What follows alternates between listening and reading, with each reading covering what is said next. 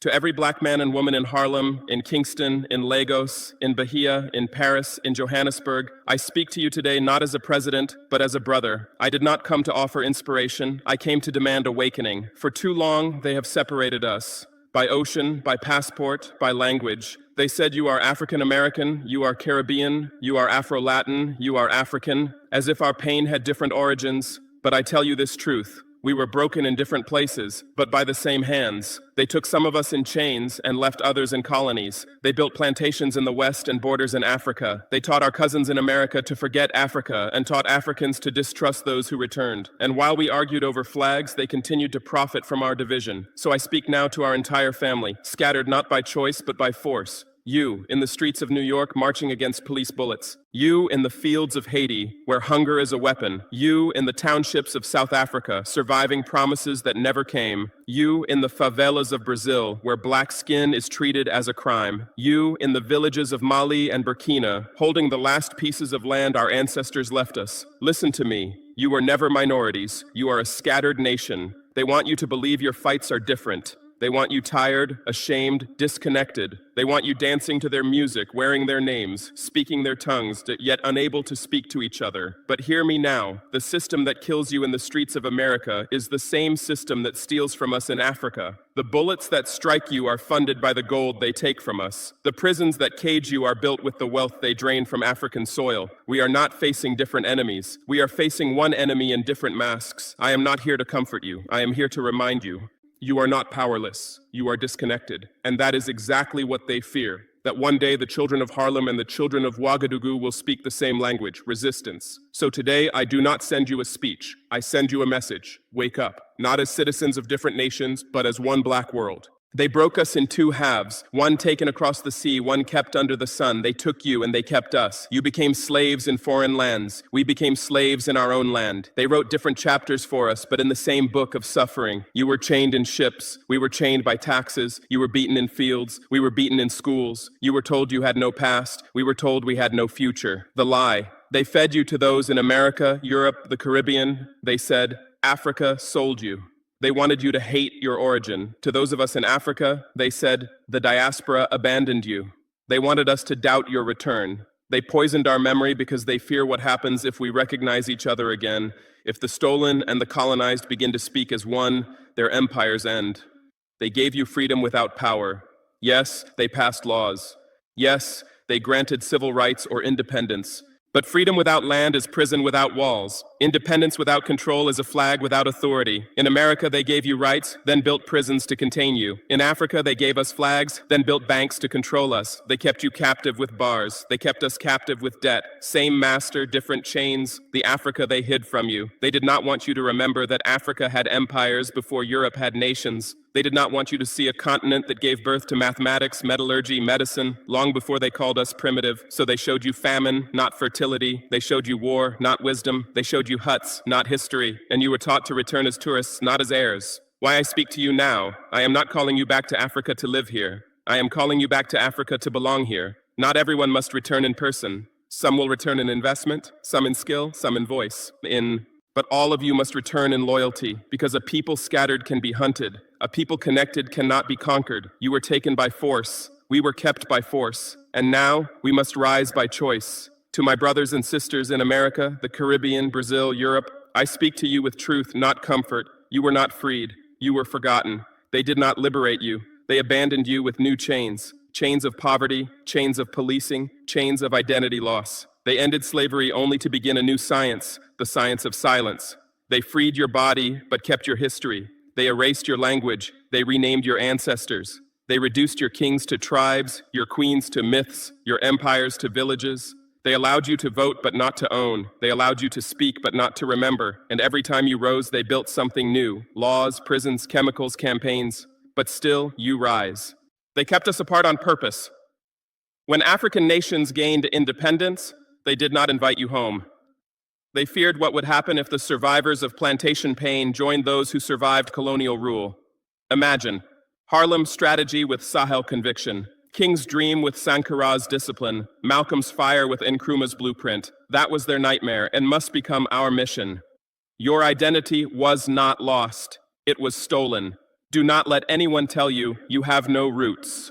Your roots are not beneath you, they are behind you, and we are here, holding them, waiting. Return, not to geography, but to genealogy. You are not African because you were born in Africa. You are African because Africa was born in you. Why I call you now, I do not ask you to leave America. I do not ask you to abandon Brazil, Jamaica, Haiti. I ask you to remember who you are, so that when the world tries to define you, you can redefine yourself. We do not need your applause.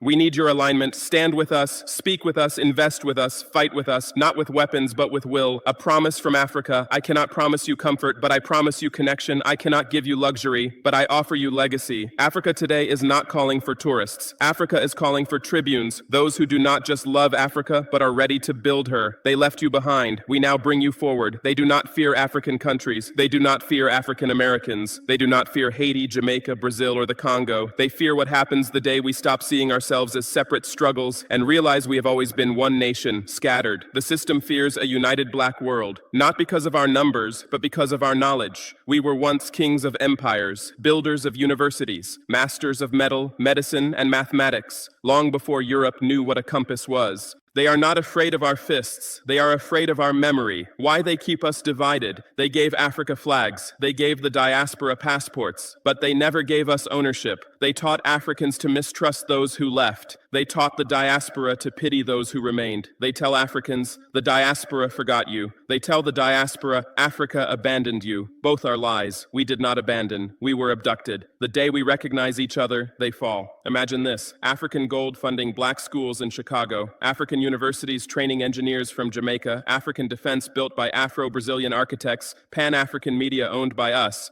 not by them. What bank could sanction that? What army could stop that? What empire could survive that? This is why they push fear of Pan-African unity. They fear when Malcolm's fire meets Sankara's clarity, when Angela Davis meets Miriam Makeba, when Harlem speaks to Ouagadougou.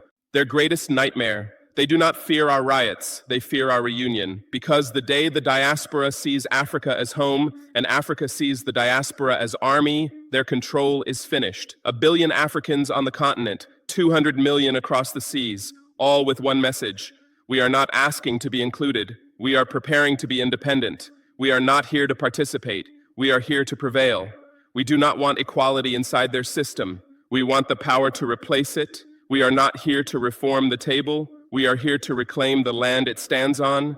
They will call this dangerous. They will call us radical. But I say this: when the oppressed remember their strength, the oppressive call it radical, so be it. To my brothers and sisters in the United States, they call you a minority, but how can the children of Africa ever be called a minority? You are not a minority, you are the lost majority. They reduce you to statistics, they hand you slogans like diversity and inclusion. But inclusion into a system built on your oppression is not progress, it is containment. They want you to fight for a seat at their table. You march, you vote, you plead. Yet every time you rise, they change the law, they change the curriculum, they change the target, they give you symbols, holidays, slogans, celebrities, but never systems. Land, media, industry, weapons. They say you are free, but freedom without ownership is captivity without chains. You hold the key they fear. Understand this: Black America is not a community. Black America is a sleeping nation, a nation with soldiers in every street, a nation with artists who move the world, a nation with intellects who built empires they were never allowed to own. And one day, when Black America decides not to integrate, but to initiate, the world order will shake. Your enemy is not your neighbor. They want you to believe the enemy is another citizen, another color, another class. No. The true enemy is the system that profits every time a Black child is killed, incarcerated, or miseducated. It is the same system that profits when an African village is robbed of its mine. Different continents, same corporation. Return with power, not passports. I do not ask you to return to Africa with luggage. I ask you to return with loyalty. Bring your engineers, not just your entertainers.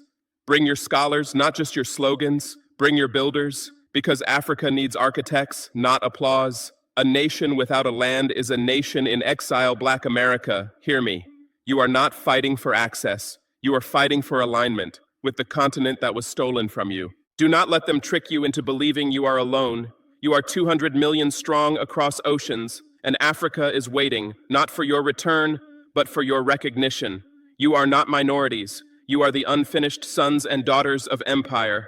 Act like it. To the sons and daughters of Haiti, to the warriors of Jamaica, to the black soul of Brazil, I speak to you with reverence. You were the first to burn the plantations. You were the first to defeat empires. You were the first to declare, "We would rather die free than live enslaved." And because of this, they punished you for 200 years. Haiti, the nation. They tried to curse Haiti.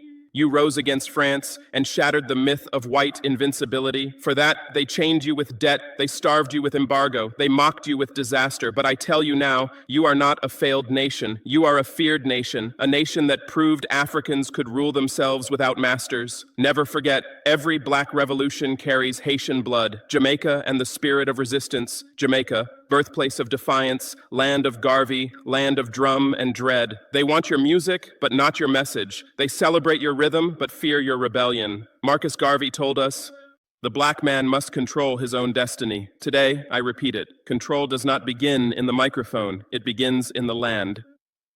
Brazil, the hidden African nation. Brazil, where the largest population of Africans outside Africa exists, yet you are told you are mixed, forgotten, assimilated. No, you are the grandchildren of Colombos, escaped slave kingdoms who built free republics in the jungle. You did not disappear, they simply stopped teaching your history. To all who survived the plantation. You were never supposed to survive. You did.